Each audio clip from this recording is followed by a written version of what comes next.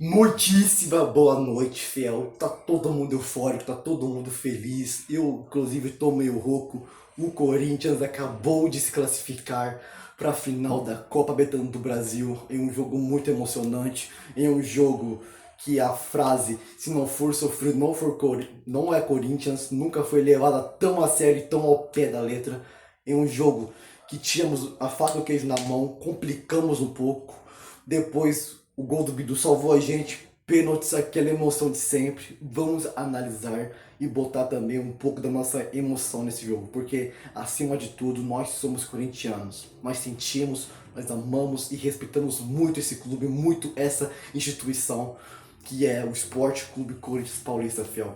Hoje vamos analisar como foi o jogo entre Corinthians 1, Cruzeiro 2, classificação nos pênaltis para mais uma final em 4 anos, né, de Copa do Brasil. 2022 batemos na trave, 2023 e 2024 ficamos pela semifinal, infelizmente, mas depois de 3 anos tentando, lutando, finalmente voltamos a uma final. E se Deus quiser, nós vamos sair no dia 21 de dezembro com esse título para nossa galeria de troféus, fiel, tá certo? Eu sou o Bruno, você está na Central SCP.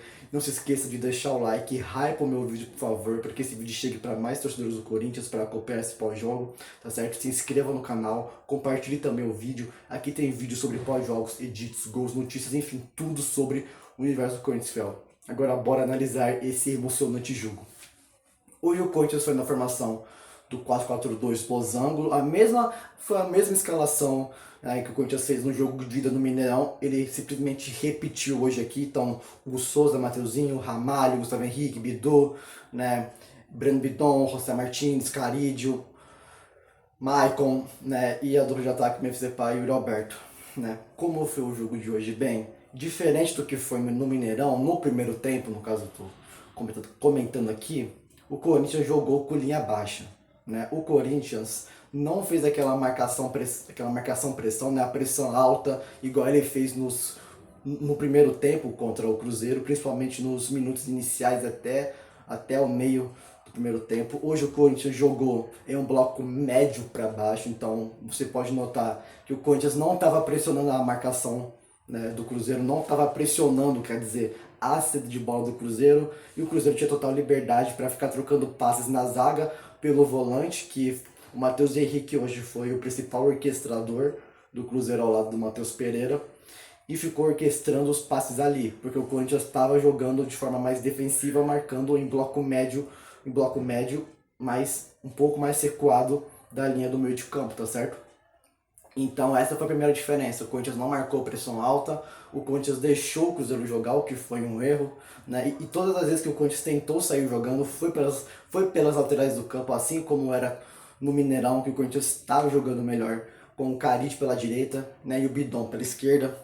Só que, né, o time do Corinthians também devemos lembrar que é um time que não consegue jogar 2 jogos seguidos. Então, hoje, literalmente, tinha que ser na raça e no sofrimento. Porque a gente sabe que a saúde física do elenco, ela não é muito boa. Então, o Corinthians não vai aguentar jogar 2 jogos seguidos no mesmo time. O ideal seria trocar algumas peças, né? E isso fez efeito no segundo tempo. Tanto é que o Corinthians jogou muito no segundo tempo. Lá no primeiro tempo foi esse Corinthians, que, né, acabamos tomando um gol do Arroio, que entrou ainda no primeiro tempo no lugar do Sinisterra, né? E ali os principais erros foram o lado esquerdo, porque o Bidon no último jogo ele estava marcando muito bem, só que nesse jogo o meio de campo do Corinthians não estava compacto, estava um meio de campo muito sem alma hoje. Tanto o Bidon como o Michael não estavam marcando e isso estava sobrecarregando o Martinez, que acabou ficando meio que perdido em campo. Porque já o Carídio não é aquele cara que vai marcar, muito menos o Bidon, mas o Bidon tinha que ficar marcando assim como o Carídio. E o Michael também hoje não conseguiu marcar igual marcou quarta-feira. Tanto por conta da fadiga, né? Por causa da exaustão. Então, assim, o gol que a gente tomou do Arroio veio do lado esquerdo, que foi uma avenida. Percebe-se que quando o Bidon joga pelo lado esquerdo, fica uma avenida. E no segundo tempo, quando o Bidon inverte de lado, o lado direito que fica uma avenida. Então realmente foi complicado, tá certo? tomamos bola nas costas pelo lado esquerdo, o cara cruzou, o Mateuzinho não conseguiu antecipar o Arroio, esse foi o principal erro, porque o Ramalho e o Gustavo Henrique estavam marcando corretamente, só que o Mateuzinho acabou tomando bola Só que o Mateuzinho não conseguiu antecipar a chegada do Arroio, entende?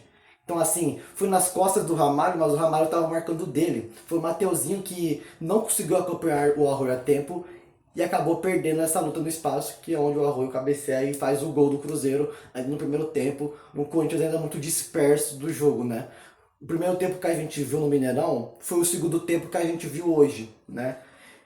O Corinthians acaba o primeiro tempo perdendo de 1-0, ainda, né, com uma vantagem que se fizesse um gol, né, empatasse o jogo, estaria se classificando. Só que no segundo tempo o Corinthians faz duas alterações muito importantes que fazem com que a gente volte pro jogo, que é você tirar o José Martínez e colocar o Ranielli, e você tirar o Carídio, que também estava podre por conta do condicionamento físico dele, e botar o Garro, que entrou fresco. O Ranielli e o Garro entraram muito frescos no jogo, e isso deu muito vigor pro time. O time ficou mais solto em campo. Só que, infelizmente, acabamos tomando um gol besta, onde, de novo, o senhor Mateuzinho acabou errando. Quando o Ramalho sai para deixar o cara do Cruzeiro impedido, o Mateuzinho não acompanha ele. Então, o Mateuzinho deu condição para o cara fazer o segundo gol do Cruzeiro. E de novo foi esse Arroio que ficou metendo mar para cima do Mateuzinho. E hoje quebrou a cara, graças a Deus. Então, assim, depois que o Corinthians colocou esses dois e tomou o segundo gol, a torcida começou a cantar mais alto e os caras entenderam que é literalmente um jogo da vida e foram pra cima. O Corinthians conseguiu explorar muito bem os espaços deixados pelo Cruzeiro no segundo tempo. Tanto é que o gol do Corinthians sai em uma falta, onde o Garro cobra a falta, Ramalho escora para trás e o Bidu acaba escora para trás, a bola rebate, sobra no Matheus Bidu, que ele cabeceia no gol e faz o gol. Né? E fora isso, tivemos outras chances. O próprio chute do Garro, né, onde o Castro acaba entregando a bola, aí o Garro pega, consegue chutar de longe, né? O chute do Matheus Bidu, que ele meio que deu uma meia bicicleta, a bola baixa no travessão.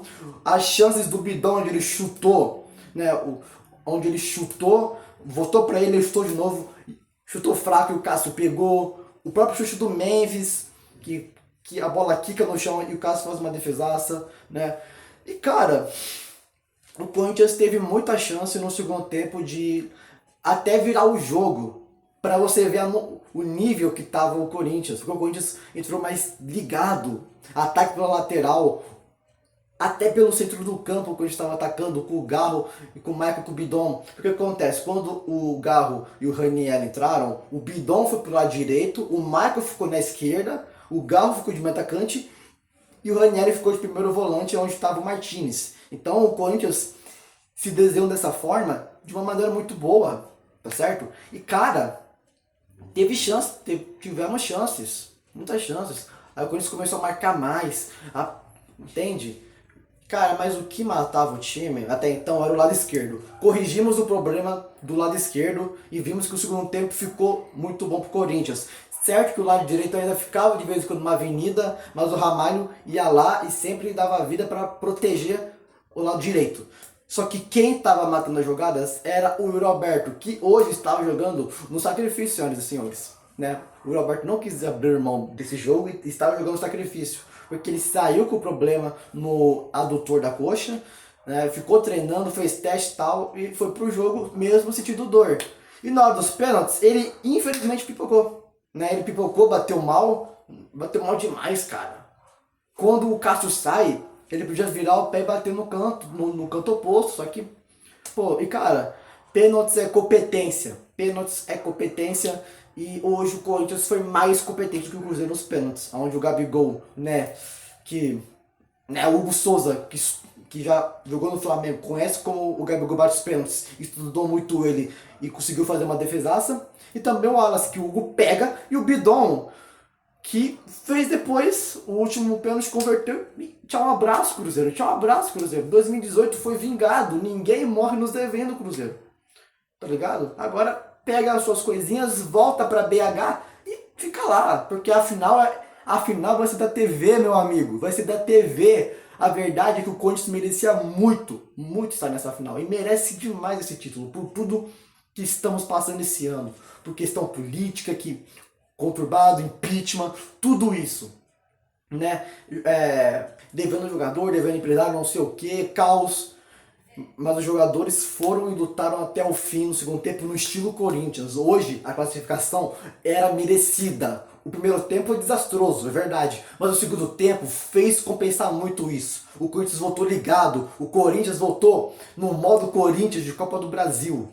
Que a gente está acostumado a ver. Até agora, nesse exato momento, só tomamos 2 gols que foi nesse jogo. Em todos os jogos de Copa do Brasil marcamos pelo menos 1 gol. E hoje marcamos esse gol que foi muito importante, que levou a gente de volta para o jogo.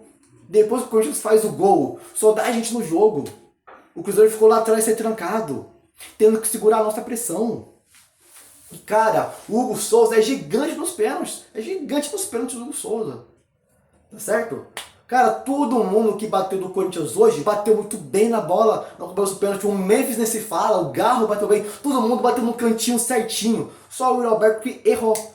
Até o Bidon bateu certo, Yuri Alberto. Yuri Alberto, se você está no sacrifício e quer jogar o jogo, cara, você tem que perceber que quando você está atrapalhando o time, você tem que sair. Tem que pedir para sair. Hoje o Yuri Alberto matou as nossas jogadas. Matou. Jogando no sacrifício é assim. E hoje pipocou no pênalti, o que não pode acontecer. Ainda bem que o Hugo salvou a sua conta hoje, porque senão, né, a torcida vai ficar por aqui com você, cara. A gente merece demais esse título, merece demais, demais. Espero que a gente saia com ele no dia 21, né, de dezembro com ele, porque, cara, simplesmente foi insano, assim.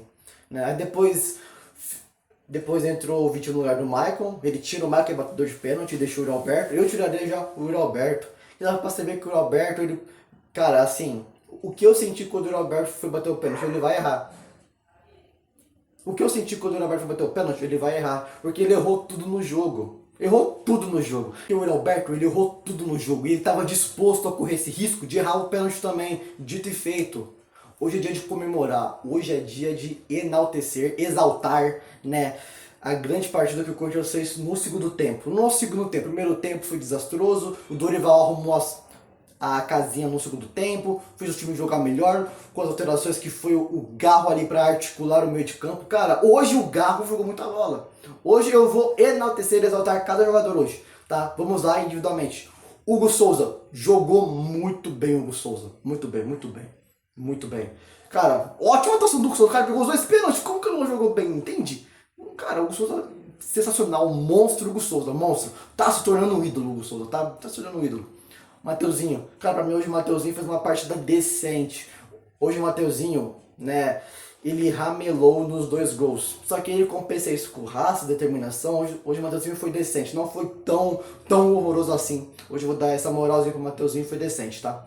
Eu não achei que ele fez um bom jogo, o Mateuzinho, hoje.